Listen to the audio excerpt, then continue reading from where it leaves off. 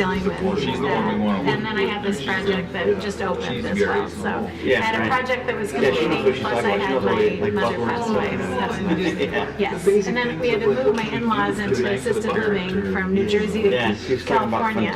So there's a lot going on. So I'm very happy to be back and very happy to be what I think is on the other side of this stop in my life journey. It's just the same conversation. Let's have something to ensure that we're doing great during the holidays. That's my husband. Yes. Status quo. Yeah. That would have been my husband. I believe. Yes. Yeah. To ensure that we're going to be successful. Yeah. He's he spent some time researching. That's what I'm gonna. Spent some time researching. I'm gonna make it like I'm gonna make it a concern that way. So yeah. Yeah. Right. I'm going to wear a suit next month. I'm sick of being in class. Every third meeting I have to wear a tie. Yeah. He's. Oh yeah. There you go. Yeah.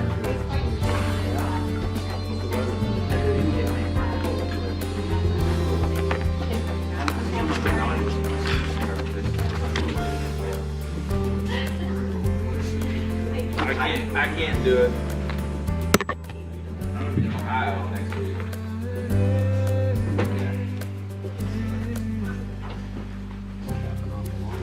Holzer House. Holzer. Angel, what else? No. Wallen Weber. It's a mouth. Yeah, it is. Yeah. You should be down shortly. That's how you get it in all the industries.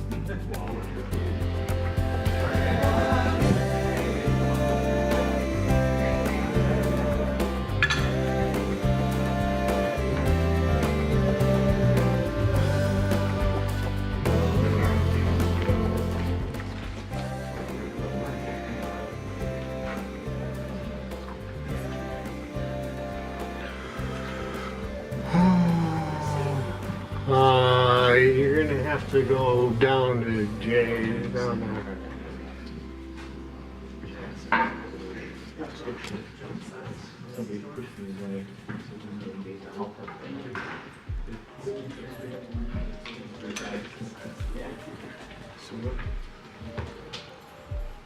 Geez, I already have This side there.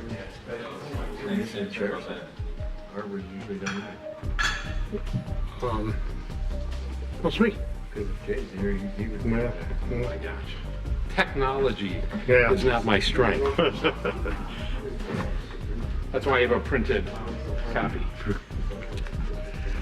All right. When you guys get duties assigned, the 3-minute timer, you gotta hit this. Okay. And then when they're done, our beeper goes off. Yeah, you gotta look at the street again, you drive by, you open your door, grab it.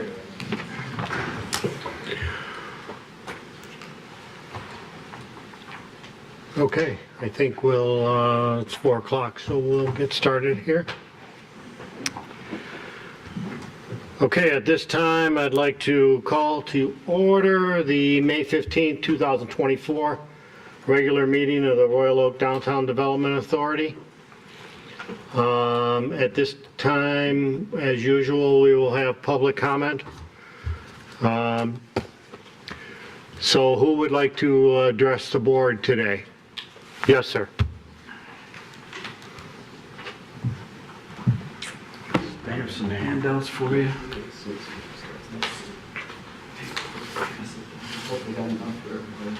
Oh, I have to do that. My name is Alan Ashley. I live at Royal Oak Manor. I'm the current vice president of Royal Oak Manor. What you're going to see in the first picture, I'll wait till everybody gets one.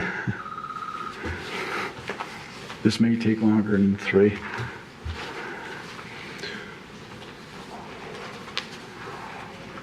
Did I have enough? Go right ahead, sir. Okay, that what you're looking at, those 2 brown doors, that is the entrance and exit for the underground garage for the new apartments going across, building across at 22 South 6th Street. Those are the apartments, Hazelton Apartments. And then next to that is our parking lot. That walkway is for people to walk from our building to that parking lot.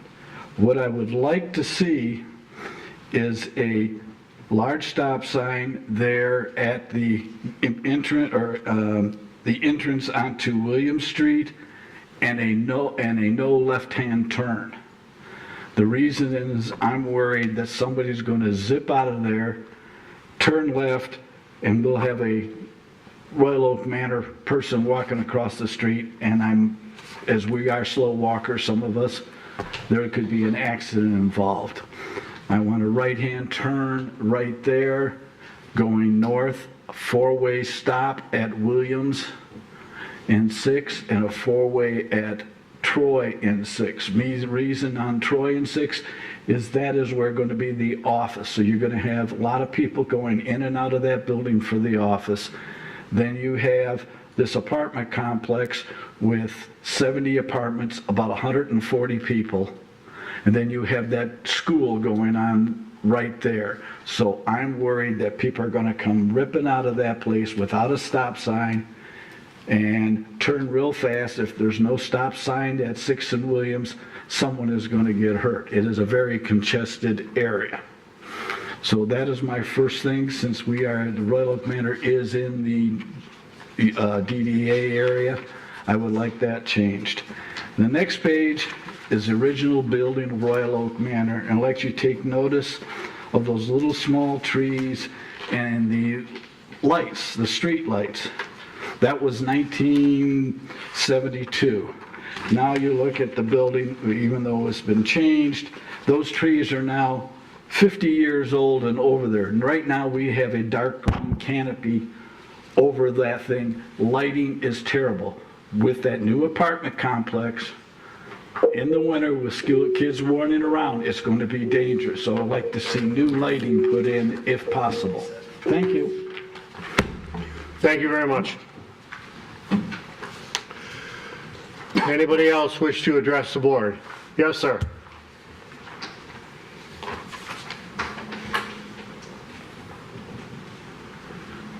Afternoon, Bill Harrison, 2729 Trafford, Royal Oak. Got 3 items. Number one, given that you're the parking committee, have you been involved at all with this proposed 11-story apartment building that is proposed for the corner of Lafayette and 5th Street with no parking? Anyway, it's ridiculous. I don't understand why this. He claims that the city's been working with him on perhaps negotiating parking in the Lafayette Street deck. He admits that he'd take up 18% of that deck. And that deck is totally used now that Baker College is spilling over into it. Twice I've had to park on the top, unprotected deck, and my tenants tell me that they have to park up there regularly. Doesn't make any sense. Speaking of parking, this goes back to when I was on the DDA back in 2006. Do you folks still get a map of the parking downtown? And then most importantly, a table that shows the annual income and then the income per space for each of the parking structures. And I think this would be very helpful as you consider the $1.5 million funding of the shortage of parking. The last issue was reading on Facebook where somebody rents a parking space down on 6th and Main, the old bump shop property, and they didn't know that the Flower Day was going to be there, and they got towed. And they couldn't pick up their car because A&M Towing isn't open on the weekends. It was claimed that there were signs at the entrance of the parking lot, and this person didn't see it. It would seem that if the city had a contract with people to rent out a space, that they ought to be notified rather than just relying on them to see a sign. And then the other thing is, 2 or 3 meetings ago, the MPS investigation or whatever was put on the back burner to be announced later. When is later? Are you still working on it? Working with the attorney or whatever? Thank you. Thank you very much. Yes?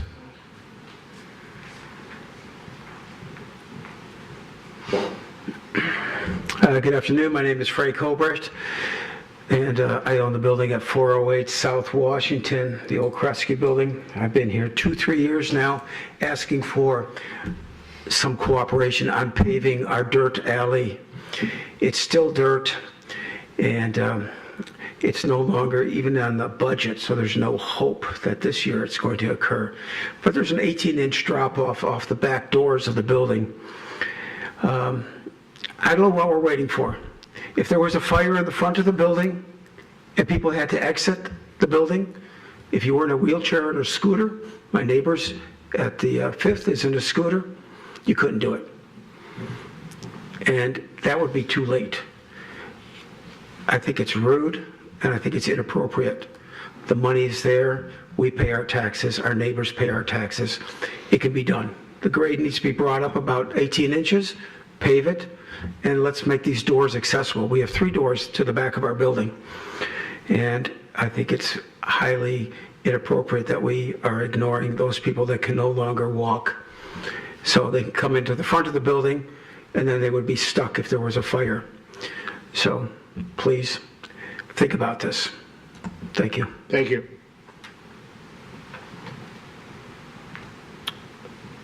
Anybody else want to address the board today? Okay, seeing none, I will close public comment. And before we move on to the regular agenda, I would like to welcome our new director, Mr. Wallenweber, who is our new city, interim city attorney, or, I'm City sorry, manager. city manager. Thank you. Nice to be here. I did look at the packet before, skimmed over it, so if I'm doing anything wrong, just let me know. Okay. Well, welcome. Thank you. Okay, so next item on agenda, approval of the meeting minutes from April 17, 2024. Motion by Director Leclave. Second by Director Van Est. Any additions or deletions to those minutes? Any questions? Seeing none, I'll call for the vote. All those in favor? Aye. Opposed? That motion passes. Item number 4 is expense items. These are the monthly expenses provided for the board's information. No action is required on this. But if you have questions for staff regarding any of these items, now would be the time. And I'm seeing none, so we will move on. Item number 5, Royal Oak Holiday Village Sponsorship Agreement. Mr. Twing, you want to lead us into this?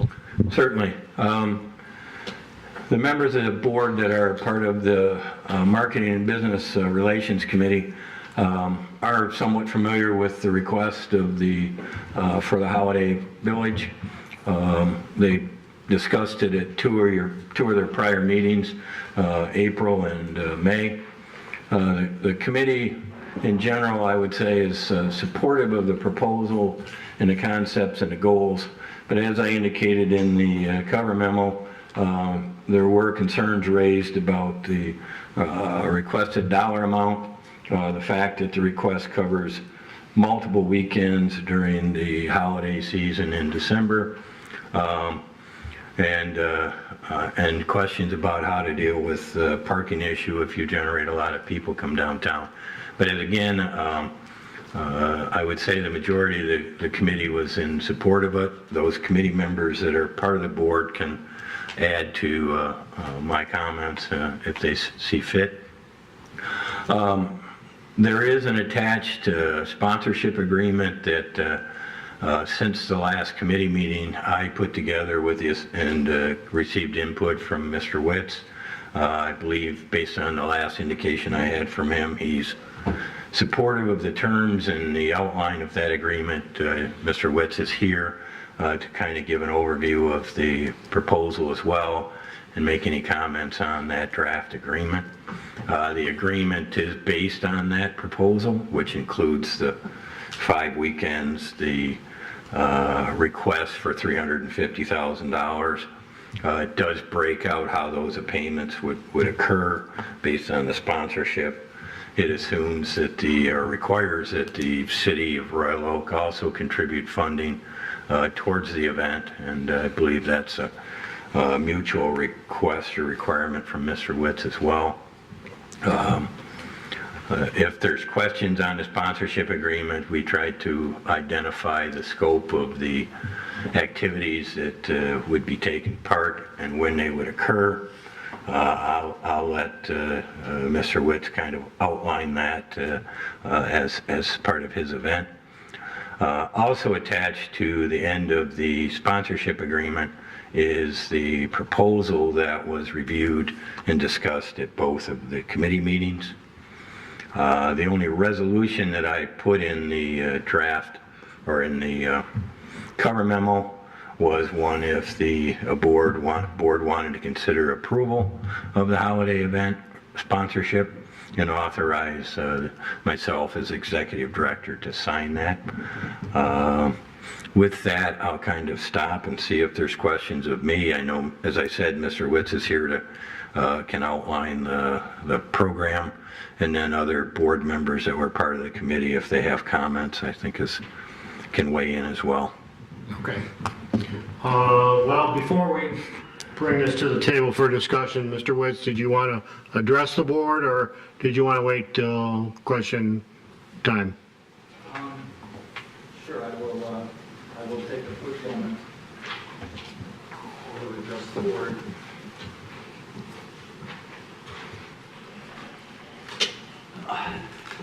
I will just say that this program was inspired on two fronts.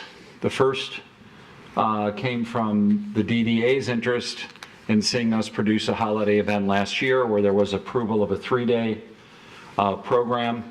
And after looking into that closely, there is an expansion of that idea. Part two of the inspiration of this is that Mayor Fournier is inspired to do a Chris Kindle style market and use the Christmas season to really create a significant promotion and portray Royal Oak as one of the top places to shop and enjoy holiday activities. So there's two inspirations.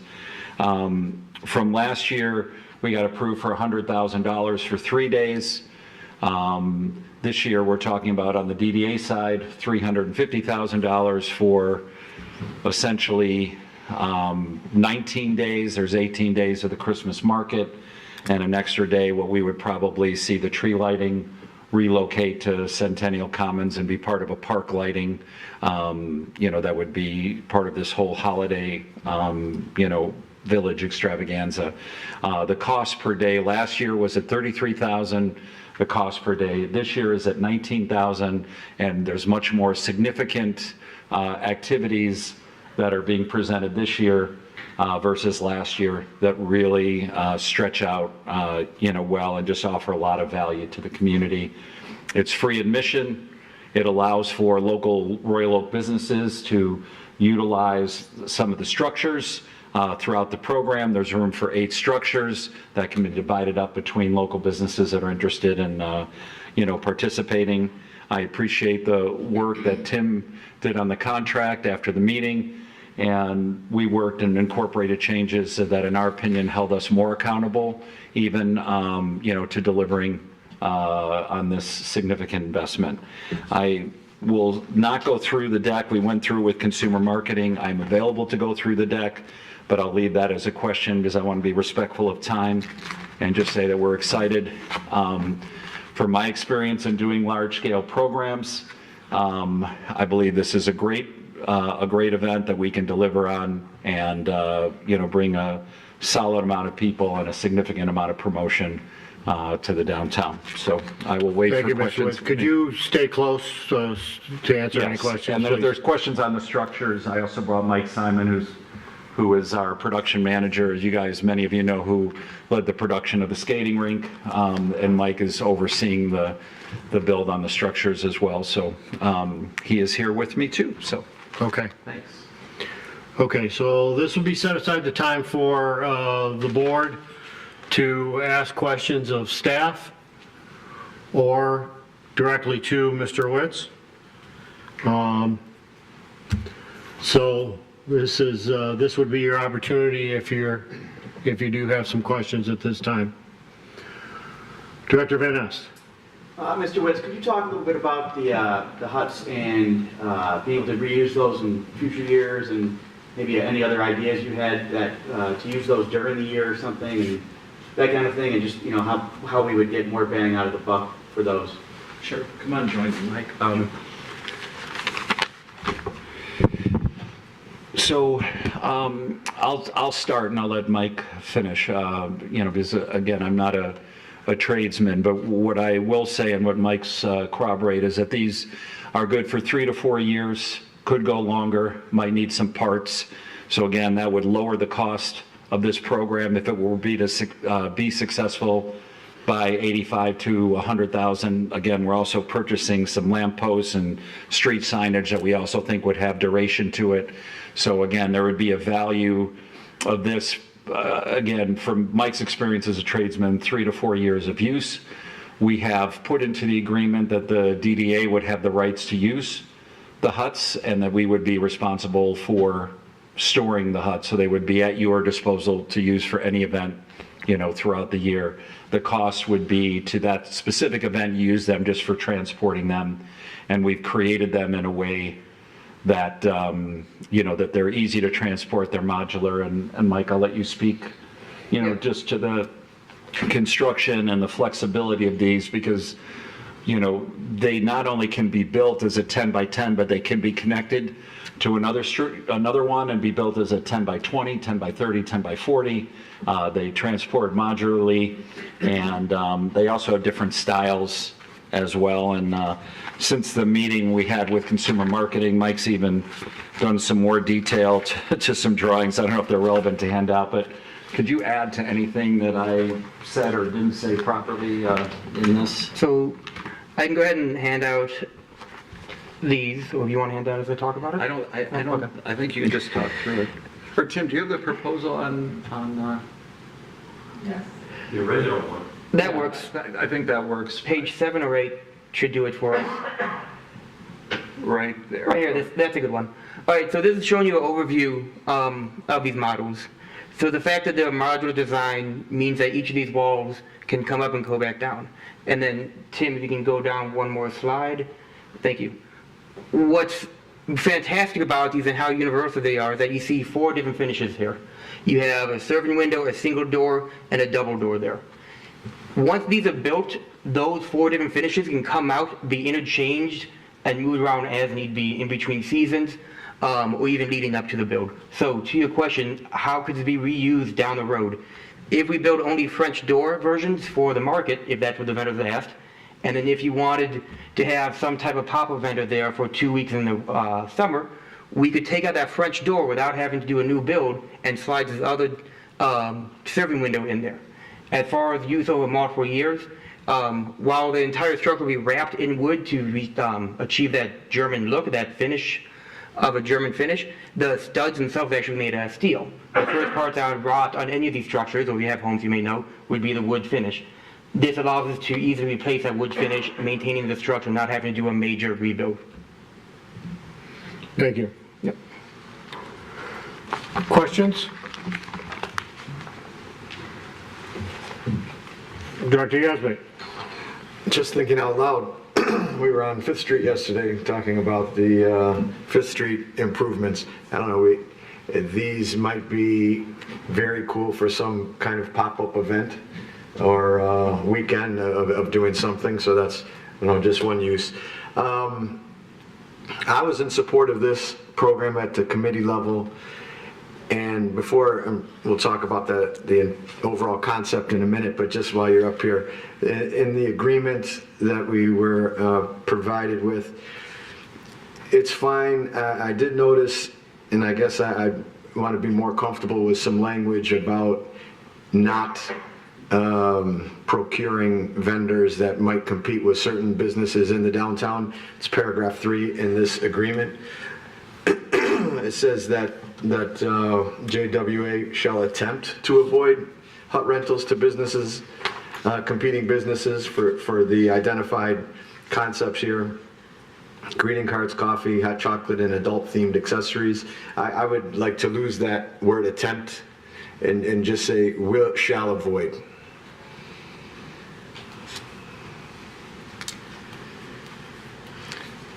Anything else? And I'm just commenting that we would Acceptable. we would be okay, and that makes sense. I think in the changing of that language, that should have been taken out. So I think that's in the spirit of what we discussed at the committee level. And I'm prepared to make a motion for this. We'll discuss it in a minute, the pros and cons at the committee level, but I will move to approve this resolution. Are you making a motion at this time? Yes. Okay. I'll support the motion. Okay, we have a motion by Director Yazbek and a second by Director Van Ness. Okay, discussion. Who wants to go first? Yes, sir. I'm brand new, so a couple things, questions. It mentioned in your supporting document that we're going to have to close one of the parking structures or something. Is that a loss of revenue, or did I misread that? No, there's no closing of parking structure. It's just 3rd Street, and that would be the only street closed. Okay. And as part of this budget includes the ability to reimburse the city for the meter use of those, for the meters that are closed. And it's only 3rd Street between Troy and Williams, so it allows access to the lot. I think bringing this up is interesting because that was in the original deck that we would have had a lot closed, but that changed with a lot of feedback that we received on The it. second question I had, once these are built, who's going to store them?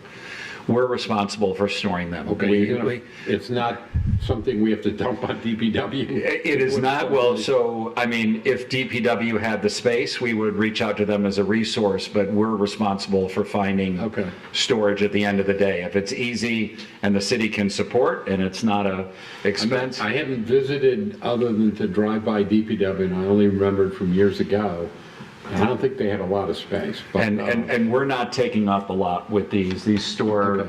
very well, and again, we will be responsible ultimately for the warehouse. We go back, we reach out to the city back and forth on different issues where there's support, and if it's easy, it can be done, great, and if not, we're responsible, and it's in our budget to take care of storage of the these. only other comment that I would have is this counts on a $100,000 donation from the city that I believe is not in the budget. So that's something the city commission is going to have to deal with. It's a great concept. I love Christmas. I would just tell you, we got in trouble one year, many years ago in Huntington Woods, when we put blue lights on one of the parks off of Woodward, and we had people that thought that was too Christmassy. Etc. in a Jewish community. So I love Christmas myself. I enjoyed going to St. Clair Shores where we had a tree lighting and all kinds of stuff. So neat project. Assuming there are ideas to come up with, and I haven't talked to finance. It's only my second day really. To see where we come up with our 100,000, that's the only question that I would have. And my answer to that is simply if that doesn't come through from the city, then there's an out for both us and the DDA to not move forward, and we understand and respect that if that were to be the development. Question. So, page 20, you can see the footprint for the market in general. But what are some of the ideas to activate or drive foot traffic to be inclusive of some of the other businesses? Sure. Well, so there are ideas that are part of this proposal, and I think there's work that is going to be ongoing where we need to reach out and collaborate. Just from the consumer marketing idea, one of the board members, had the idea of, a stamp or a passport for local businesses that people could go through, and maybe if they stopped in 4 or 5 businesses and got a check mark, could be eligible to win a $500 shopping spree. That's not in the proposal. That is an idea that is well worth looking into. How we spread this onto Washington is a work in progress. Do we use some of the developing ideas with Royal Oak schools and create a tent with music and choir performances on 5th Street to support Washington without blocking Washington and bring traffic down there? I would say part of this is a work in progress that we are committed to. We're committed to running down every idea. In and of itself, built into the budget, our school performances, competitions to bring families and students out. There is Santa Claus every day. There is utilizing the holiday market and the attraction of that. There's a significant advertising campaign.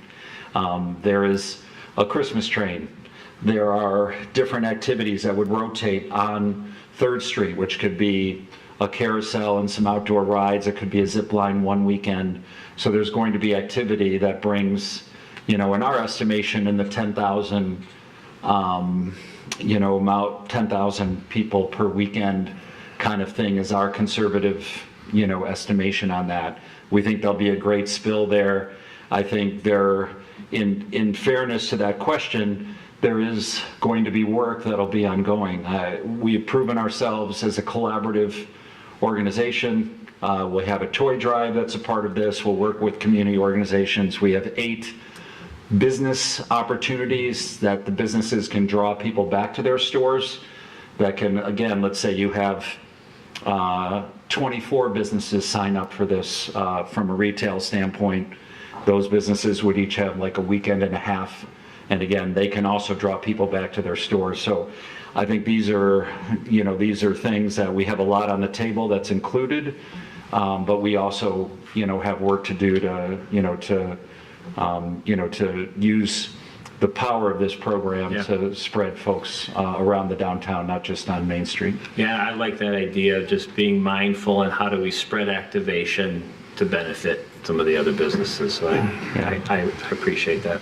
Thank you. The fact that you have to ask that question tells you the problem for all the retailers. Normally in December, that is the only time you start to break even. We wait for December. Now, you're telling my customers, go to the Prairie Park and go to the Christmas market, and we'll try to get you back to Washington. I never had to face this before, so now I'm facing every single weekend having to think about how to bring customers to Washington. That shouldn't even be a question. The fact that you have to ask that question shows you the problem within this proposal. I've been in business there for 34 years. I've never had to think, well, now I got to think about how to draw them from business away from the shiny new toy. It'd be like us giving John Witz $500,000 to build a beautiful bar lounge that is activated New Year's Eve, St. Patty's Day, the Wednesday before Thanksgiving, March Madness weekend, Super Bowl Sunday, Kentucky Derby. Let's go to the park to have great big screen TVs, a lounge, and maybe you could draw them back to your bar. That's backwards. You're hurting every single retailer, and it would be nice if this committee would pause and actually take a straw poll. Not, because when you, Tony, went to businesses, I too now have gone to businesses, and I get the opposite reaction from retailers. So take an email poll for all the businesses. How do they really feel about this, knowing the impact that you're gonna have to work hard to bring customers back to your store from the shiny new toy? I was for this proposal for one weekend. That would be great. Something different to draw people to the city to check it out. But when you take up every single weekend, you're telling my business and my customers, you're not gonna make it, because retailers don't make it. The only month that we make it is December, and now you're shutting off that for me. And for me, it's just very sad. I know I'm the only no vote in this committee, and it hurts me, and it's so sad that you're killing the retail. And when you kill the retail, you kill the landlords. When you kill the landlords, they have empty storefronts. And we already have a problem in Washington with many empty storefronts, and this is going to be the start. The parking was the start, the parking problem. The lack of the city to take it seriously until they got a survey, when everyone told you, social media told you it was a problem. They waited a whole year, and now it's very sad. Besides the fact it's fiscally irresponsible, the city's in the red. You talked, I'm sorry, I didn't catch your name, but you wonder how the city's gonna come up with $100,000. They're asking us to come up with $350,000, and we're in the red. So we're taking money from programs to feed a hopefully bring people to the city thing. Why don't we start small? Why don't we start with grassroots things? $500,000, let's do some art programs. Let's do community building from the ground up, not from the top down. Thank you. Okay, Director Leclerc. I have some things to add to that. For the sake, John, first off, I will say that I do believe, and I was for this event in the beginning, because I know you can throw a good event, so this is nothing against you. I am also a no vote, because this is the first time I've heard a no vote since being on this board for a year and a half. So I feel like it'll come with repercussions. I don't know, I'm scared, to be honest. Join the dark side. But, and like I said, John, this is nothing against you. As the DDA, our priority is infrastructure and making the downtown area like amazing, right? And as I went and sat and actually thought about this, and bringing up Lori's point of fourth quarter, which is good, we're good in December, right? Focusing $350,000 during a time frame where we don't really need it right now, it is kind of backwards, because as I go through and I look, there are 25 vacant storefronts in the downtown area.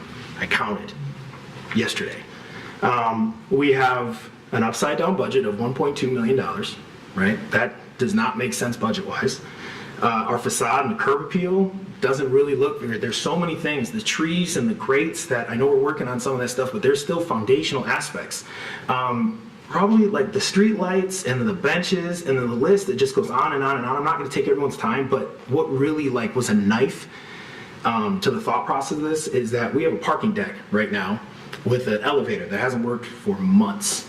And that handicapped people, to include my own uncle, can't show up to our business because they can never find parking at 4th and Center because that parking structure's there and it doesn't work, it's elevator. Right? We have 5 homeless people that are within a 1-block radius from 3rd and Center or 4th and Center that are living there. One of them is a veteran. That wasn't there 3 years ago. That wasn't there 2 years ago. So as much as like, I love the concept because I've been to the German Christmas markets, I know what this event could actually be and do, and it's great. I am all for it in the future. But foundationally, as a DDA, we are backwards on our priorities. We have a negative budget and we want to put Christmas, buying a fancy Christmas tree over homeless people and handicap access, foundational infrastructure things. Like I just can't, I don't, it doesn't tell me how it makes sense. We're 5 weeks of activation compared to 330 days of foundational issues with this city. It doesn't make sense. Thank you, Director. I had just a couple questions for staff, if I could, please. Mr. Twain, without me going through this document, I'm assuming that the sponsorship agreement is a 1-year agreement? Yes. Okay. My next question would be, does this type of event, is this a type of event that falls under the special event ordinance provisions? As far as the city goes? Yes. Yes, I mean, it would fall under it just like Winter Blast, Hearts, Beats, and Eats. And you'll see the first payment is subject to the city commission authorizing $100,000 and it getting a special event permit. So yes, it's going to have to follow that process. Okay. So they'll go through with the police department, the street closures and so forth, and okay. Yeah, and there'll be city costs, services that are to be reimbursed or paid at the end, I'm assuming, so. Okay. And then I assume after today that, and I don't know if this is for you or for Mr. Wall or whoever, but I don't want to put pressure on you, I understand, but this will make its way to the city commission table. It won't get there from me. That's not my role in this activity. It'll get there from someone else. Okay. But and yes, it needs to go there. The city commission would not only have to approve their portion of the money, but they would also have the final say in the special event permit. Yeah, generally the city commission does an allocation of funds. They may direct the city attorney to negotiate an agreement. That agreement would have to come back in terms of how those funds are used, what elements are involved. And then there's also the special event permit and those two might come together, and the police department would be involved in that, so. Okay. But those are separate steps from what's being asked for from. But as usual, I guess what the thing that I'm getting at, as usual, this is going to end up at the city commission for final say-so. Absolutely. Okay, thank you. And then I do have one other thing. I will ask the motion and the seconder if they will consider one revision to the motion for an add-on into the agreement if we move forward. And I'm trying to think of how to word it, but that Mr. Whitson and Associates conduct a informational business meeting, at least one informational business meeting, as he has done in the past, many times, for other events of his. But I would like to see that as part of the agreement.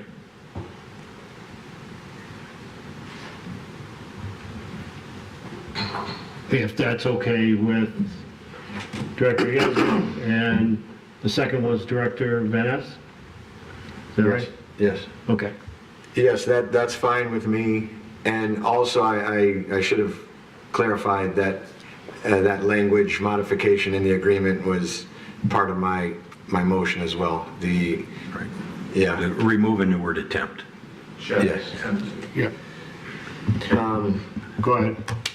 All right, we had a heartfelt discussion at the committee level a couple times on this issue, and I don't personally discount anything that Director London said or anything that Director LeClave said.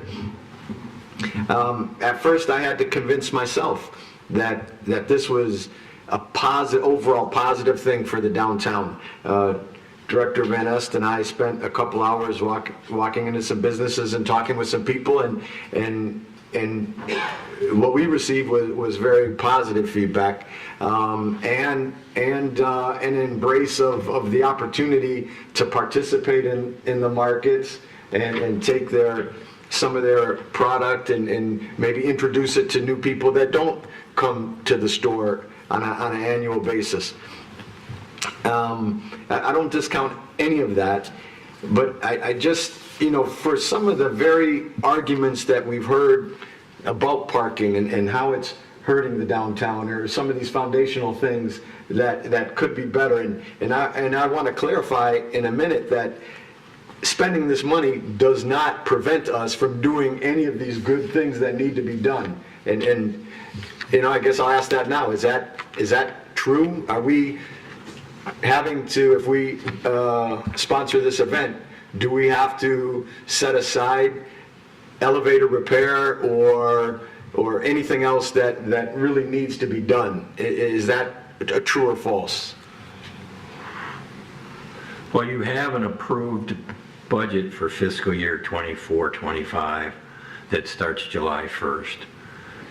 And in that budget, you did allocate $350,000 for a holiday event.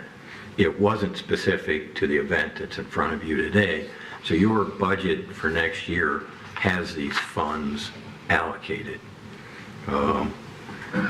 There are other activities that aren't allocated that were brought up that you'd have to go back and do budget adjustments for, and you may have to dip further into your fund balance to accomplish those. And aren't you concerned sometimes that our fund balance is too high? We're not technically supposed to have such a high fund balance? Well, technically, if we carry funds based on the state statute for too long, the state treasury is going to start asking, what are you holding on to those funds for? They haven't done that. You've allocated funds. I've explained on various projects in the past, whether it be the paving of streets or some other activity which you're doing this year. You'll see a bunch of them that have been paved. They were holding money and allocating money over multiple years to do bigger projects. Fifth Street, you've got $1.5 million allocated for it. Whether it's going to cost that much or not depends on what your final design gets to. So am I concerned about projects? No. The lighting, probably the one that we haven't been able to resolve. The biggest one is the tree grates and how we're moving forward with tree grates. But again, you have $300,000 budgeted for next year to address tree grates. Is that sufficient? I can't tell you at this point because the board hasn't determined what we're doing exactly in terms of replacing those and what are those costs.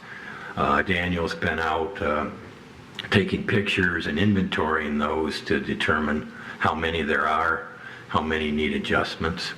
So at this point, I can't say that there's a project that you have on the table that we don't have funding for next year. So I believe that we have money to do these important things, and I don't think the Fifth Street We were on Fifth Street yesterday talking about the improvements. I wouldn't be a yes vote for that until there's a functioning elevator in the parking structure, because we're the city of Royal Oak, arguably the best city in Metro Detroit, and we have an elevator that doesn't work in a parking structure. That's an abomination. We shouldn't have that. But I have to separate that from what I think overall is a positive thing. And for some of these same arguments, let's do something. We can't count on the same people coming year after year. As a business in downtown, we always try to reinvent ourselves and give people new reason to come downtown and explore what's going on. So to me, this is an opportunity to reach some new people, to make it interesting for people to come downtown. And I just can't connect the dots with, if they go to the holiday event, they're not coming to your store. I just can't get there logically, because they already go to your store. And if you take advantage of this hut, and I'll staff it, I'll personally be there selling cards if you need it. I'm a good salesman. I feel like it will add to what you have going. And because we have these other hurdles in town right now, I just think something like this, and the marketing and the advertising, is going to be a benefit to what's going on in this holiday season.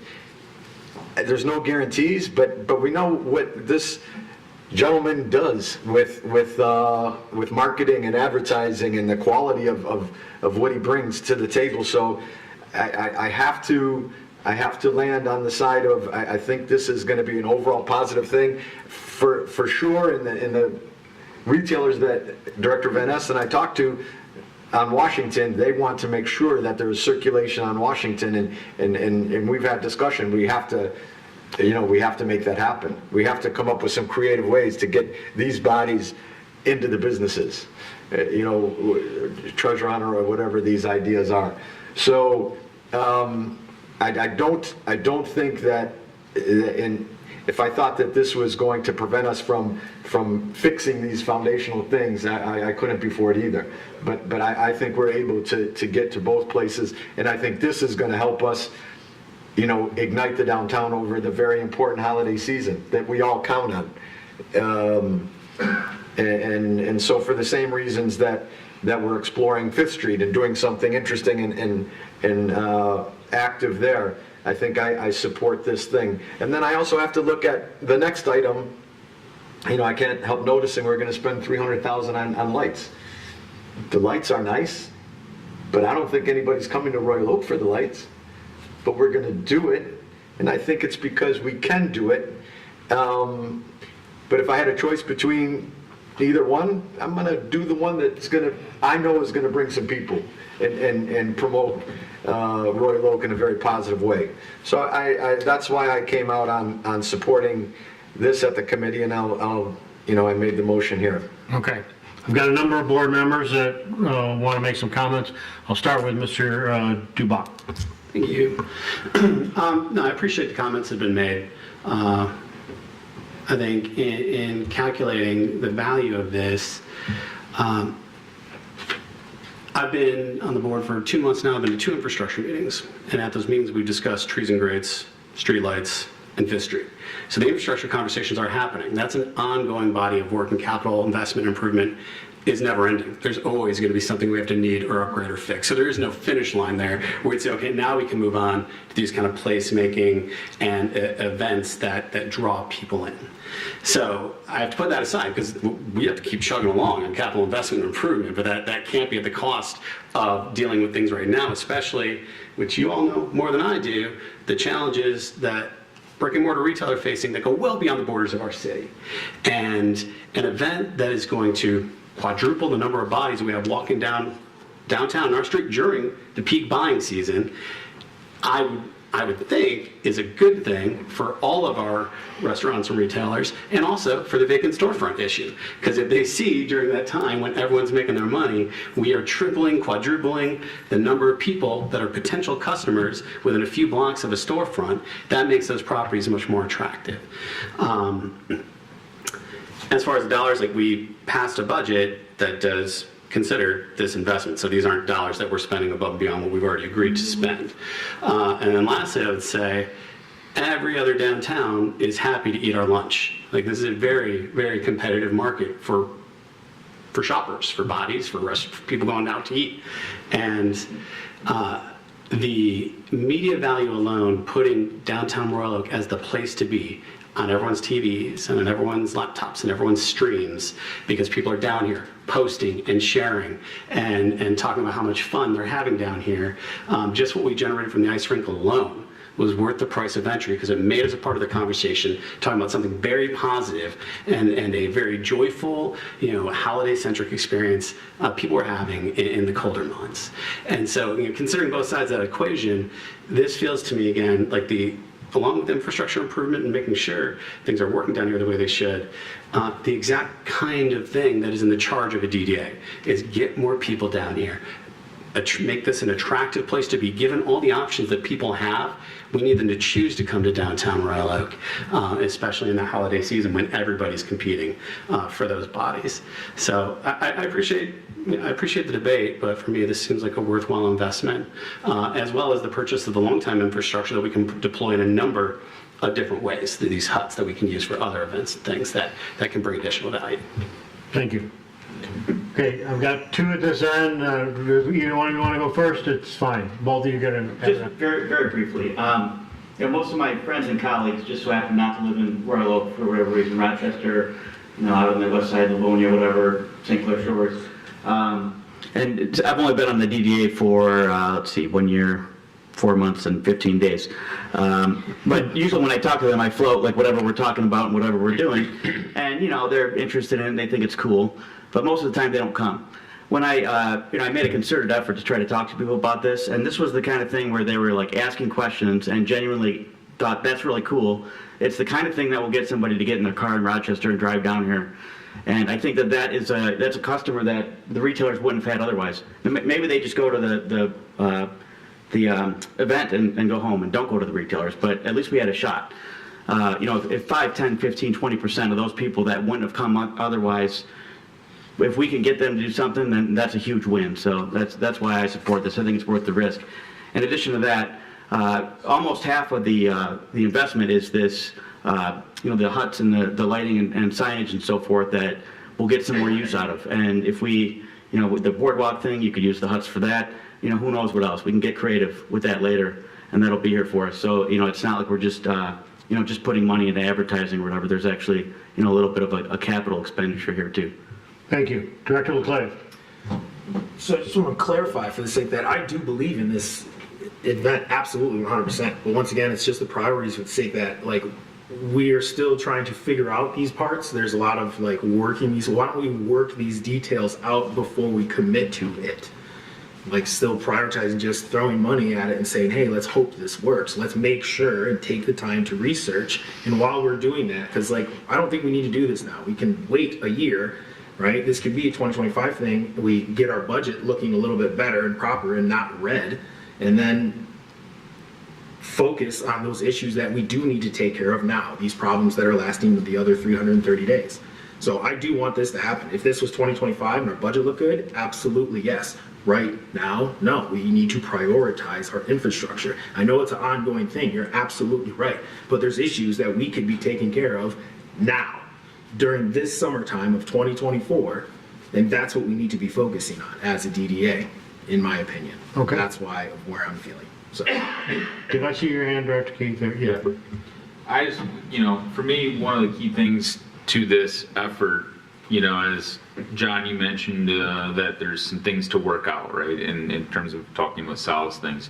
I think the coordination, the collaboration with Daniel and making sure that the cookie crawl goes off without a hitch, and those even discussions of how to activate the other spaces, and maybe that's every other month you get coming to the consumer marketing committee or something along those lines. But I think that collaboration will define the success, right? And I think that's key to the effort. That's it. Okay. Sorry, I have Director Van a Ness. couple questions. Sure. I remember last year when this was being investigated that there was some partnership with Frankenmuth that has gone away completely, correct? Sorry to make you get up. Yeah, no, it's all good. Your That physical fortunately therapist, does not thanks, hurt right? anymore. So, the Frankenmuth situation got closed out last year. I think there's an absolute revisiting that can be done with Frankenmuth. It would involve eating some crow, but because they did blow it off a little bit, but I think part of their issue was that they were responsible for building the structures last year. And I think that was a significant piece that they won't have to do. And I think Frankenmuth, in addition to what Director Keith is talking about, is an absolute immediate pursuit for us to get a couple of spaces now, just like Royal Oak, because they're an attraction, we'd offer them rent-free to bring that unique draw to it, and maybe offer them 2 structures or 3, depending on where we're doing with the other types of designs that were sent out. So I think the outreach to Frankenmuth is a very realistic situation and is one that will absolutely happen, and I think it's a can't miss draw if we're able to secure it. And they were very excited about it last year, but I am guessing the only explanation to me, in addition to the fact that one of the staff was going through a health issue, is that I think they looked at their responsibility to build the structures. And they initially said it would be no problem. We have a warehouse team that could do it, but I think the hierarchy did it. But we would definitely pursue Frankenmuth. All right. Second question is how, I think I know the answer to this, but how did it go from a single weekend to all 5 weekends of the holiday season? So one of the issues for that was just the weather the last 2 years that this weekend was proposed. If we would have went through with this last year, and again, I just remind the board, I was able to mind the Consumer Marketing Committee, but I'll remind the board that we pulled out of last year because of Frankenmuth, because we felt we couldn't deliver it. And we take this money seriously, and we have to deliver a home run, or we would be coming to you as well and giving back 98% of the money or whatever we did last year. So, I think part of it is weather. You roll the dice in December if you put it all on one weekend, and I think there's economy of scale of delivering the activity. I think the inspiration of the mayor and mine is you see Detroit. They use a marketplace along with these type of festivities to completely enliven the district for a 6-week period. We do some work in Detroit. We play a role in the operations of that build.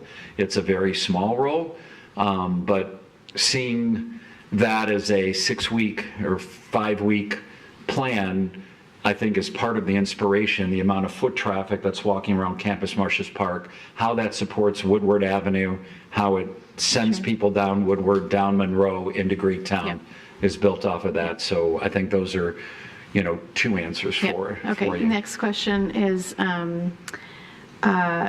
is there a plan for, say, retailers on Washington to get space in one of the huts at no cost? Yeah, there are 8 huts that are allocated to Royal Oak businesses before anybody else can touch them. So there are 8 spaces that would be, so if we had more than 8 businesses, if you guys wanted to say you wanted to give a priority to someone on Washington over Main Street, I think that could be put in there, because Main Street is going to get more of a direct spill like they do for winter blasts and so forth. So I think that is certainly a consideration, or say 6 of the huts maybe go to Washington, 2 go to Main Street. I think those might be an interesting adjustment, that could be made. And I do think that those, I would estimate that those businesses would do between $2,000 and $4,000 a weekend, and, between each of those huts. I think there's some business over 4 days that could be done. That would Sorry, I have a nice have a couple effect. more questions, and I Go know right I'm ahead. belaboring this, but Now's the time. Okay, so are you concerned at all with the sort of people confusing this for winter blast and the sort of competition between 2 winter events in Centennial Park? I don't, and I think part of our marketing for sure would be promoting Royal Oak as a holiday destination. I think the newest director mentioned a Christmas destination. I think, focusing on it being a holiday destination, a shopping destination. It's not just going to be the holiday village. It's about Royal Oak is a great place to shop, eat, and this is where you should be for the holidays. So I think it's very distinctive of Winter Blast. And I will even publicly go a step further that if this thing were to be as successful at the highest level and has a positive impact, I think there's a potential this could replace Winter Blast down the road too. I mean, I think that's not an impossibility. I think they both are great events and both serve purposes and both well worth the value, but depending on how resources and tax captures are, if you have an event that delivers 5 weekends versus one, there's a case for that. Okay, last question. Of the competing cities that do events like this, Rochester, Birmingham, St. Clair Shores, did somebody say that? Are they all 5 weeks? Do we I don't believe Rochester is, and I don't know on Birmingham. Detroit is for sure. Okay. And again, I think the idea of building these structures and putting the investment into doing in that level to just build those structures for one weekend and not max out their impact. And I think to the point that Director Van Ness said that, again, if we have 8 businesses that are using the structures at all times on every weekend, that even if people just do go to the market, they would be shopping with Royal Oak businesses directly. So, I mean, I think there would be a positive impact even if someone just did go to the market, which again, I don't think with this being free admission and the free flowing nature of this, I think there'll be a lot of in and out spill with this. Thank you. And I just wanted to answer Director Keith and Directors Yezbek, which had kind of partial questions in their discussion about having meetings with stakeholders. We are open to, I would say, 3 meetings on this. I think 2 maybe to introduce the concept, 1 to discuss ideas, 1 to introduce it for business participation, and then 1 to go over the logistics of it. So, I mean, we would be open to 3 meetings in the contract with local businesses. Oh, it was you, Director Safai, my apologies.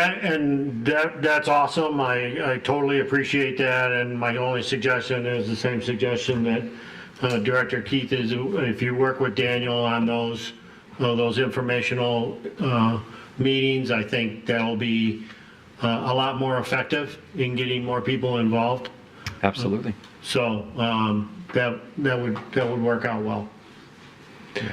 Director London. I just want to point out for the board to know that if you award this contract, which I'm sure you are, his company, John Wood's company, will be receiving $820,000, 13% of our revenue each year. And that's just astounding. And that's just what the DDA is putting in, not for all his events, not just events, but let alone the city's participation. It's well over $1 million one company is getting for throwing parties in the city of Royal Oak. Think about all the good we could do with that money versus throwing a party. Thank you. Director LeClaire. Just the costs for businesses to actually use of those 8 businesses, what would that be roughly? The cost? Yeah, the cost for those businesses to utilize. Zero. Yeah, there's no cost. Thank you, Director. The cost to staff it. Yeah. Just want the stuff over there. Go ahead. Just want to say, so during these meetings and things like that, if whatever ideas were placed, you're put, who has the final say for the sake of this? Like, hey, we want to do this instead of that, or this instead of that, with the contract already written in place. Who would have the final say for, like, hey, I want to have an activation piece in Washington here? Someone doesn't agree. How does that work out if there are disagreements on these 3 meetings? We would ask to control the programming. And that's the way we've done it in the past for all of our other events. If we're sponsoring, it's usually those types of decisions. We have great input as to what can and can't happen, but typically those events, that responsibility falls on the promoter. It's input but not final say. And just to say, you're saying you're a fan of this in 2025. there's a lot at stake here. There's a significant investment. We're going to do everything in our power. We've shown ourselves to be collaborative. We're not, going to just punt on that and think that we can come back to you next year and think we can do this again. And, again, and I do want to say this program was not inspired by me. It was inspired, as I said, by the DDA initially and the outreach from several members here, as well as the mayor of this city. So I just want to state that is, beyond this and the investments that Director London mentioned, she's talking about the skating rink where as a company we made zero money and we kicked in $15,000 to. So I just think we need to be careful when we're throwing out, these type of numbers and look at the civic wins that everyone has agreed or praised us for, including Director London, on how well the skating rink ran. That's one of those investments that we're talking about. So it's just, I believe we've acted in the city's best interest with everything we've done, and we will continue to do that. Okay. I think everybody's had an opportunity here. We do have a motion and a second on the table. Can I ask for clarification? Because the original motion included one informational meeting. Are you now requiring 3? I would like to see it added, if no objection from Mr. Witz, I'd like to see it added to the agreement. Okay, at 3. At 3. Okay. If the board is okay with that, I can only see good things coming out of that as opposed to. It's my motion, I think I should decide. Yes, 3. Okay, is that it, Mr. Twain? Yes, I just was looking for clarification. Okay. If nothing else, I will call for the vote. There's a suggested resolution on the table. And all those in favor of that resolution, please say aye. Aye. Opposed? Nay. Aye. Okay. Did you get that for the minutes too? 3. 3 noes. I'm sorry. 3. I voted no. 3. Okay, the motion will pass. All right, if we will move on to the next agenda item. Contract for holiday lighting, English Gardens. Mr. Twing? Certainly. The Infrastructure Committee enjoyed talking about holiday lighting immensely for a couple of meetings. I know this is their favorite topic. They've had English Garden, or the DDA's had English Gardens as their under contract for several years. This would be I don't know the exact number, but it's been at least a decade. It's included Centennial Commons since the completion of Centennial Commons. The Infrastructure Committee did meet on May 6th. They also did a walkthrough tour to come up with some ideas for the downtown lighting plan. The proposal that was submitted and recommended for the board's approval by the committee was based on that walking tour. Probably the biggest change in it was the requirement or the idea of including meteor-style lights on multiple trees and along Main and some of the other major segments that you can see as part of the plan, and then covering some additional areas east of Troy on 4th Street. What the meteor-style lights did was allow easier installation and removal versus the wrapping of tree trunks and the wrapping of, so that's why the committee was recommending going that route under the plan. You also see that the overall cost, even with the purchase of the additional materials, is down about $4,300 from prior year. The total cost under their proposal is $340,005.53 under the 2 contracts. There are 2 elements to it. One is the downtown street area segments that are depicted with the legend. The second covers Centennial Commons and the two of those added together. There is a suggested resolution that would approve the two estimates and the contract with English Gardens, and also allow myself as executive director to sign that agreement. There is, just for reference, a highlight of a potential schedule of cost. Shows last year's 2023, the current year in 2024, an estimate of 2025, and then again of 2026. So that's just informational. Okay. Any questions for Mr. Twain? I don't see any. I will just remind the board a couple things that Mr. Twain said here. We decided, the committee decided to take a look at these meteor style lights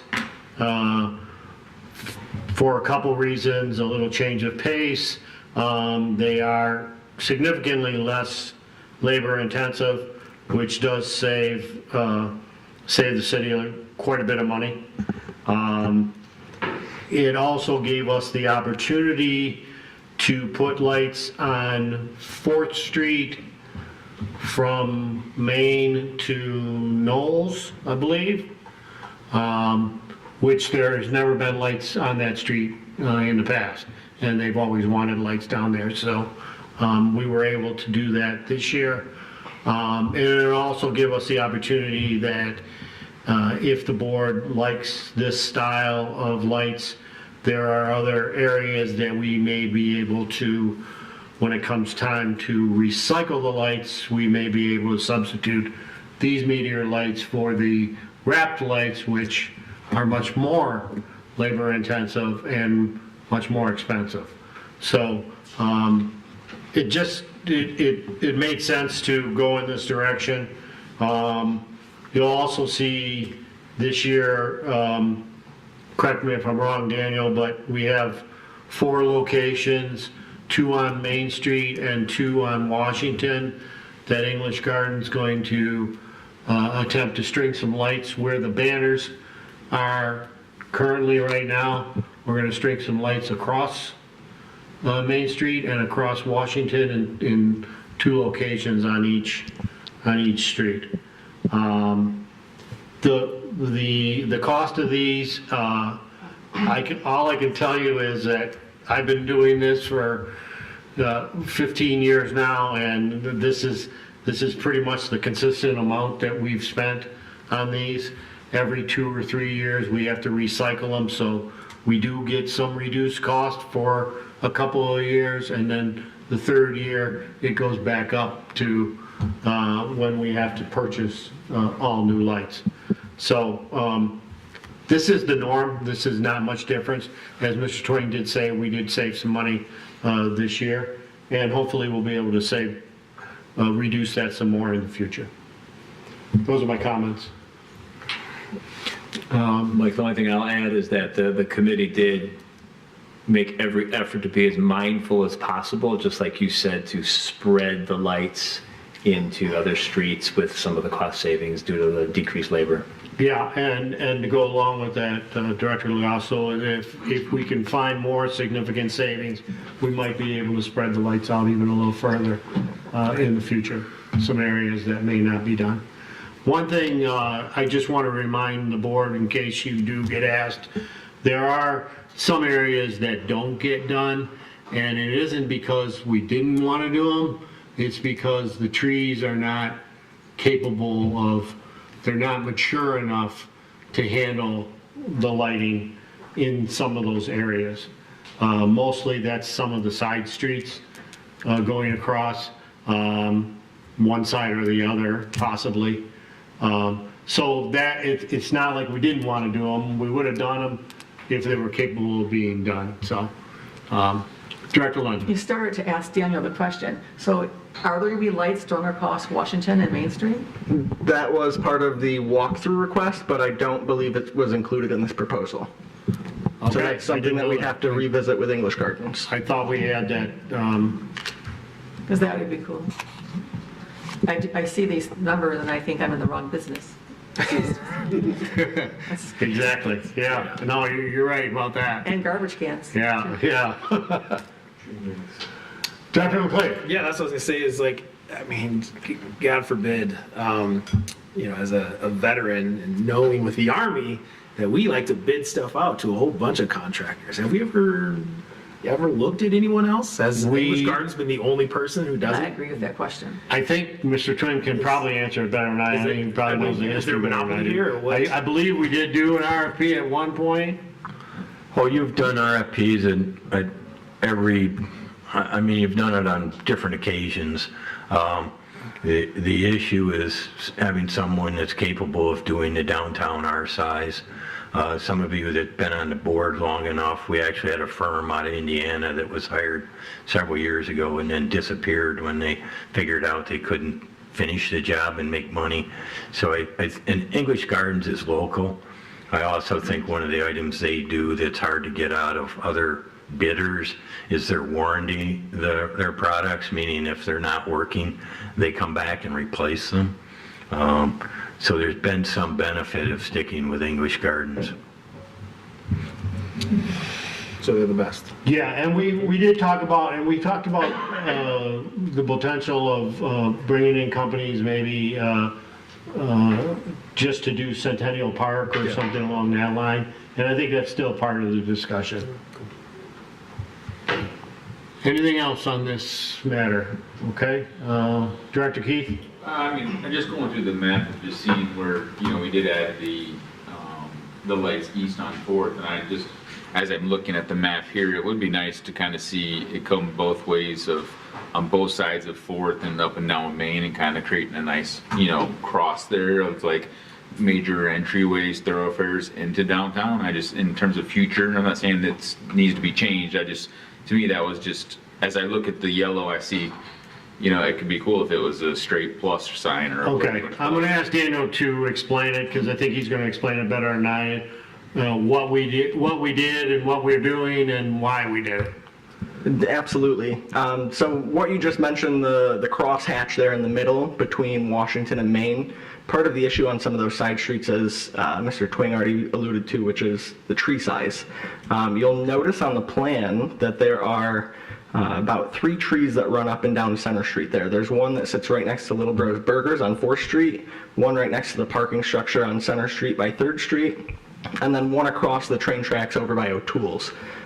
Those 3 locations are meant to tie in the middle there, and by doing those, we're adding that light element in the middle where we wouldn't be able to with just the immature trees that are there or the missing trees that are there. Got it. So that was taken into consideration, and the hope is that when you're standing right there in the middle, you will be surrounded by lights and it won't be, lacking. Yep.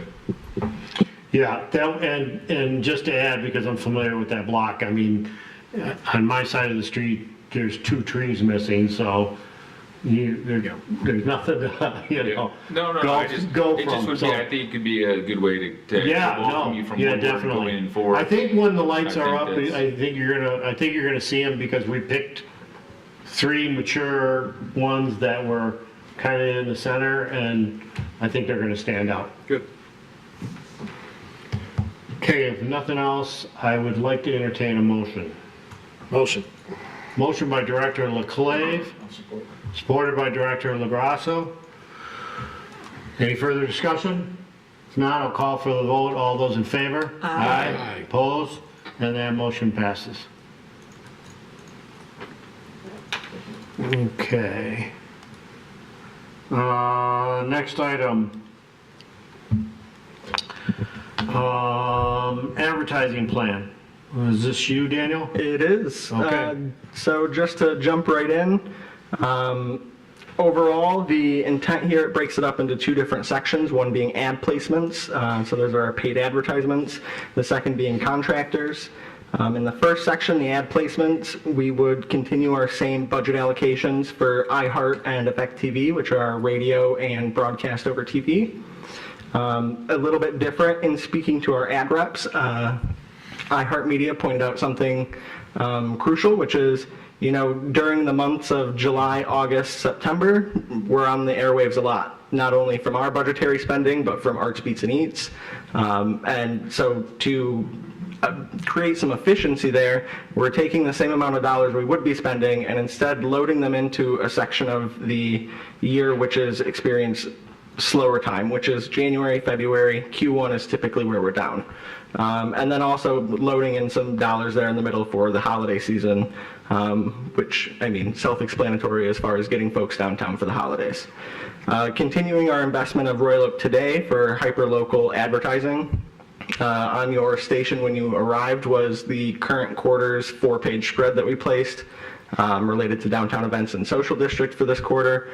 And then reducing the amount that we put towards out front. This is to continue our spread similar to what we did with the holiday lights, coming up with a new way where we're getting the same amount of impressions, if not more, but simply changing the way we're doing it. So rather than purchasing static vinyl billboards, that was about half of the budget this last year, about $25,000 worth.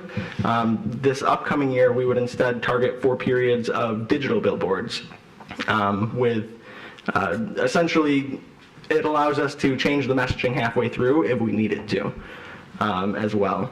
And then finally, our media, this is sticking status quo as well with some of the same things that we've been doing. One of the big ones being the guest guide, which goes in 12,000 hotel rooms in Metro Detroit every year, as well as the food issue, the gift guide, and then we've done 3 business articles this year. We would drop down to 2 for a business recruitment edge, and then pick up the best dressed issue in November just to market some of our apparel retailers, which there are quite a few in downtown. Overall, this plan calls for 22% reduction year over year. This was unanimously recommended by the committee. Thank you. Okay. Any questions for Daniel? Comments from the committee, anything? I would ask that if anybody is prepared to make a motion, that they make that motion that includes all the resolutions in the memo. Motion. For all of them. Director Leclerc, motion by Director Leclerc. I'll support, but I have a question. Sure. Support by Director Duboc. Questions? Mr. Duboc. Thank you. Yeah, so we create 1 commercial per quarter. Is that right? There's 40,000 a year. That would be the new approach. This past year we did 2 mini commercials per month. But with that, we kept our video production and photography on monthly retainer. Okay. And those are going out on broadcast, you said? Yep. Are we doing any streaming? We do broadcast and streaming. So our portfolio on both radio and TV is where we're doing, I want to say 75% streaming, because that's where the impressions are these days, sure. And 25% still on the cable broadcast or the radio broadcast. Okay. And what are we geo-targeting the streaming to? What? We use zip codes and demographics depending on what the message is. So if the message is getting out for the holidays, we're marketing that towards predominantly females, considering they hold most of the purse strings in a lot of families, as well as targeting specific demographics using prism segmentation. So, established millennials, young city solos, young families. We use those sort of segmentations, and I work with our ad rep to kind of change those around a little bit to make sure that we are not only achieving what we want with the impressions, but making sure we're hitting the market that's actually going to receive the advertising and act on it. Cool. And for the creation of those ads, does this board have oversight or input on the creative? The marketing committee does. Typically, I'm the person who writes and directs and produces and works with our contractors to get them done. Okay. All right, but we'll see like the storyboarding concepts before they're created? Yep. Well, not typically I have it, but the committee gets updates. If they would like me to start storyboarding with them, I can. I'm just curious. We trust in Daniel. All right. Thanks. Daniel, these are all like 1-year agreements? Yes. All of our advertising is kept at a 1-year pace just simply because the market changes. We don't know what the economy looks like next year, and so we don't know what message to be sending to folks. I wouldn't want us to engage in a 3 to 5 year advertising contract, because that's locking us in when potentially the board's priorities might shift. You might have other things that dollars need to go to, and I would hate for us to be locked in a contract that you then have to pay to get out of. Okay.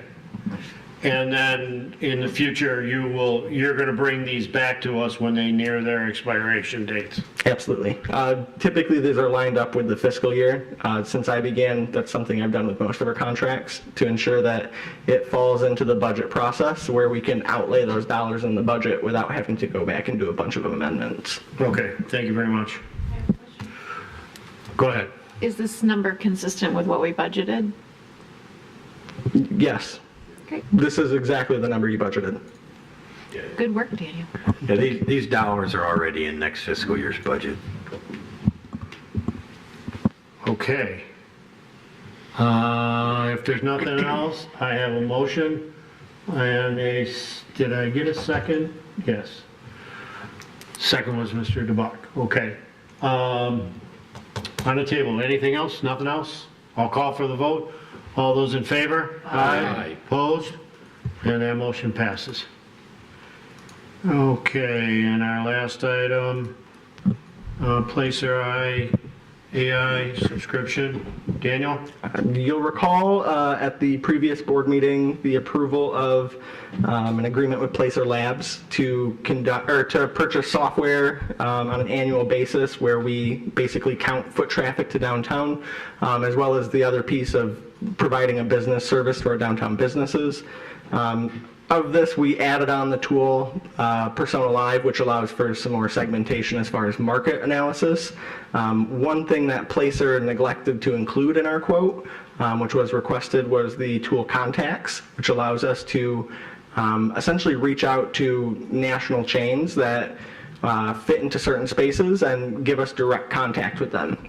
To assist in the recruitment process, as well as running what's called cannibalization reports, which would basically say, I'll use coffee shops as an example because I always do.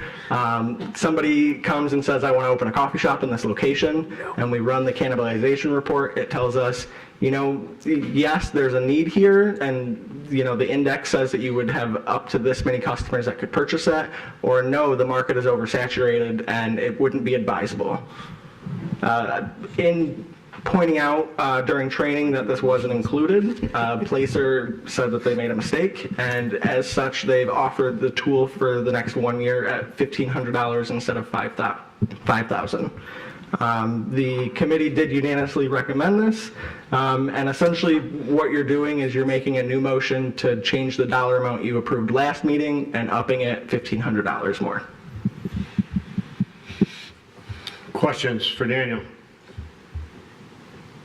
So this is we've already approved this, we're just amending it at this time? Yep. Okay. I'll make a motion. Motion by Director Keith. Second. Second by Director London. Discussion? Seeing none, I'll call for the vote. All those in favor? Aye. Opposed? And that motion passes. Okay. Item number 9 is just reports for the board's information. Any items, Mr. Twing? Yeah, I've got 2 items I'd like to bring up, and then I think I'd like kind of Daniel to walk through item E, and so you have an understanding of what Pacer's providing to you. But this weekend, the new trash receptacles should start being put out. The old ones taken away by DPS. So hopefully, and they indicated, weather permitting, that'll all occur over the weekend, so that should be a nice change of what the appearance is in the downtown. And again, the new ones look exactly like the trash receptacles that are in Centennial Commons, the black ones with the tops. Secondly, for those of you that have been involved in the deficit elimination plan, I did have an update on. I met with Daniel Chris today, and a member of the Plant Moran team in terms of doing accounting services. They should be sending me an engagement letter early next week in terms of addressing a request from the city and providing some sort of recommendation.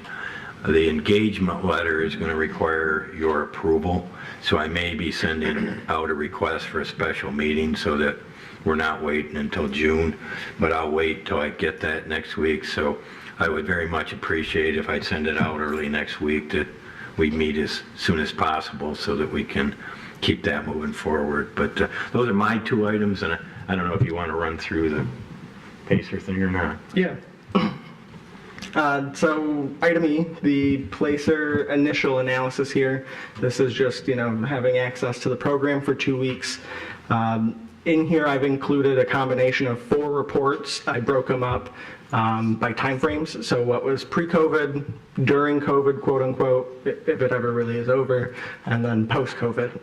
And then additionally, there's one from the start of data to the end of data being excuse me, all of this data begins January 1st, 2017, when the ability to start tracking this type of data first began, up until April 30th of this year. So just quick cursory on that first page.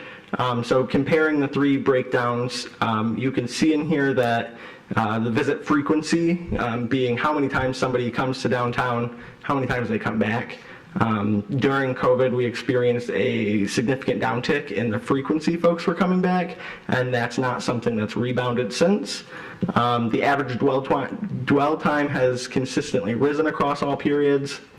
And then regardless of period, Saturdays are our most popular day, something I think most of us knew, Fridays as well. And then the most popular hours being 6, 7, and 8 o'clock p.m. Which will help steer some of the conversations with our retailers, as well as potentially some restaurants, and point out some hours of operation needs for them. If you go to page, the one with the chart with greens and reds on it, the second column indicates the number of visits. The third column is the quarter analysis. So when you look at that, so 2018 Q1, that third column tells you it's negative 5.9%. That is a calculation quarter for quarter. So we're comparing Q1 to Q1. And that's done so that we're not comparing summer to the holidays, because they are 2 different time frames for downtowns, especially one like ours that's very walkable and what a lot of folks do in the summer. In this, overall, the trend prior to COVID was a downtick.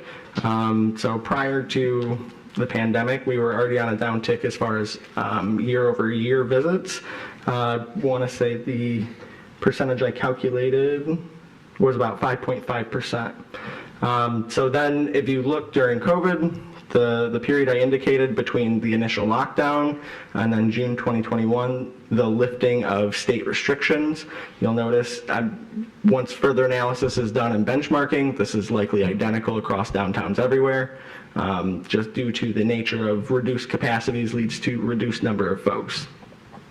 In here, I've also included a point on the graph for November 2021 Q4, which shows you when the MPS meters were activated in downtown and initial warning tickets first went out. While there was a slight decrease there, it was not an overall decrease across the board. In fact, 2022 and 2023 surpassed expectations based on narrative that we were hearing. 2022 surpassed that of 2019, and 2023 across all of the years was our most visited year, with a 13.8% increase year over year. Notably, I do want to point out that prior to COVID, our typical slowest quarter was Q4. Following COVID, our slowest quarter is Q1, being January, February, and March. This is some initial stats. I'm happy to answer any questions over them, but feel free to take your time after the meeting, scroll through any number of the pages on here. If you have questions, I can always jump into the portal and answer them if I don't have the answer yet. Anybody have any questions for Daniel at this meeting? I'm glad you got the time of day, that's really important. Yeah. Mr. DeBuck. So, yeah, just clearly it's unexpected. Our first year with the MPS system is a record year of visits to downtown, contrary to the narrative. Is there any data we can dig into that helps us decipher what that's about? I think the steps moving forward are going to take some of our comparables, so looking at similar downtowns, both regionally, so looking at, say, Birmingham, Rochester, Ferndale, Farmington, often seen as one of our comparables, and then also some from out of state, so looking at other popular downtowns that fit a similar size city, so 60,000 folks, and kind of seeing where does their bar chart go. Are there factors where, maybe their growth post-COVID is they're 200% out the gate, and we're only, 13%.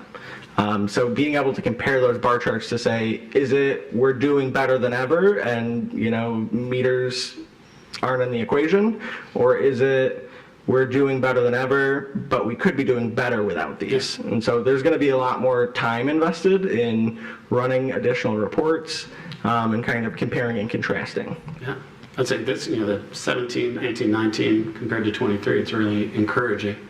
Absolutely. I think we're on a good trend. I will note Q1 matching some of the news narrative around a slowdown in jobs does indicate a decrease from last year's traffic. I'll be looking out to see if that's Q2 does the same thing. That might be indicative of economic slowdown as well. So we'll keep an eye on that. Director London? It's also measuring people going to work as well. The algorithm does factor in employees and residents of the district. So I can do a total calculation. This is just visitor foot traffic. That's why in the reports you'll see something called visitor journey. Two sections. One of them is the journey, one of them is the path. One of them shows you where they traveled from generally and lights up the road red, green, yellow, depending on frequency. Obviously, the folks closer to downtown are coming to downtown more than the folks further from downtown. But then it also includes things like, as far as their journey, where did they come from before? What percentage of them came from work before they came here? And then where did they go after we left? And I know that is a little bit creepy as far as location data. I do want to assure everybody we chose the vendor that protects personal data and scrubs all of that off before they do any of this analysis. And we don't have to pay more for reports that allow us to understand how we're doing against other cities, do we? Correct. We have unlimited You have access to any area. My point of interest tool has to be less than 5 million square feet, which our downtown does not fit in, surprise. But I can run a report anywhere in the United States. Interesting. Thanks. Director Leclerc. To include cities that also have the MPS system? Of which there are two. Hypothetically, yes. Yeah, sure. Interesting data. That would be. Yeah, it would. Okay, anything else for Daniel right now? I guess if you have time to look it over and have more questions, you can just contact Daniel directly. Yeah, I just want to say thank you for the time and effort of digging into it. Yeah. Right, it's valuable data that we can use to strengthen our efforts in all aspects. And I know it's very interesting to see the data, and I appreciate it. Absolutely, I enjoyed nerding out over this. We thank you for that. To me, the most interesting statistic is that 1 out of every 200 people goes to Holiday Market after they leave downtown road. That's crazy. And they're going back to Detroit. Holiday Market. It says 2 Holiday Market. Is that on the data, really? Oh, yeah. Yeah. Nice.